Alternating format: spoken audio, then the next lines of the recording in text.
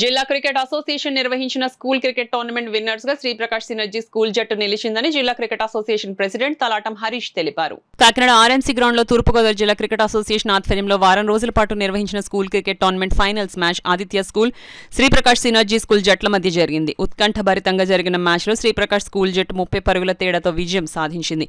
ఈ సందర్భంగా జరిగిన బహుమతి ప్రధానోత్సవానికి కోచ్ రవికిరణ్ అధ్యక్షత వహించగా తూర్పుగోదావరి జిల్లా cricket association president Talatam Harish ముఖ్య అతిథిగాను, అసోసియేషన్ సెక్రటరీ నక్కా వెంకటేష్ విశిష్ట అతిథిగాను, వైస్ ప్రెసిడెంట్ సర్ఫరాజ్ నవాజ్ విశిష్ట అతిథిగాను, కౌన్సిల్ మెంబర్ సత్యానందం గౌరవ అతిథులుగా పాల్గొని ట్రోఫీలను అందజేశారు. విన్నర్స్ ట్రోఫీని ప్రెసిడెంట్ తలాటం హరీష్ అందించగా రన్నర్స్ ట్రోఫీని వెంకటేష్ అందించారు. ఈ సందర్భంగా తలాటం హరీష్ మాట్లాడుతూ ఇకపై ప్రతి 3 నెలలకు ఒకసారి స్కూల్స్ క్రికెట్ టోర్నమెంట్స్, నెల రోజుల్లో leagues cricket tournament, Rajahmundry Konaseema Peddapuram Kakinada జిల్లా 19వ సంవత్సరం లోపల లీగ్ మ్యాచ్లను నిర్వహించనున్నట్లు వెల్లడించారు. నెక్స్ట్ 3 మంత్స్ కూడా ఈ స్కూల్ టోర్నమెంట్స్ ఇప్పుడు రెగ్యులర్గా చేస్తాం. మీరందరూ ఈవేళ రన్నర్స్ అయిన ఆదిత్యం, ఈవేళ విన్నర్స్ అయిన శ్రీప్రకాష్, ఇంకా మిగతా టీంలో ఉన్న 6 టీమ్స్ కూడా రెగ్యులర్గా ప్రాక్టీస్ చేయడానికి మిగతా స్కూల్ కూడా వచ్చి పార్టిసిపేట్ చేయండి.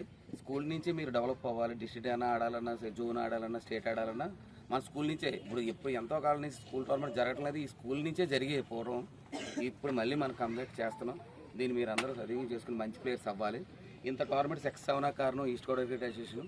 అందరూ ముఖ్యంగా సెక్రటరీ వెంకటేష్ గారు, మన మున్నా గారు, వైస్ ప్రెసిడెంట్ గారు, సత్యానంద గారు, గ్రౌండ్ ఫ్యాన్గా మన నాగరాజు, తర్వాత మన పండు, తర్వాత చార్లీ, వీళ్ళందరూ ఎవ్రీథింగ్ వెంకటేశ్వరరావు అందరూ చాలా ఎఫర్ట్ పెట్టి చేశారు.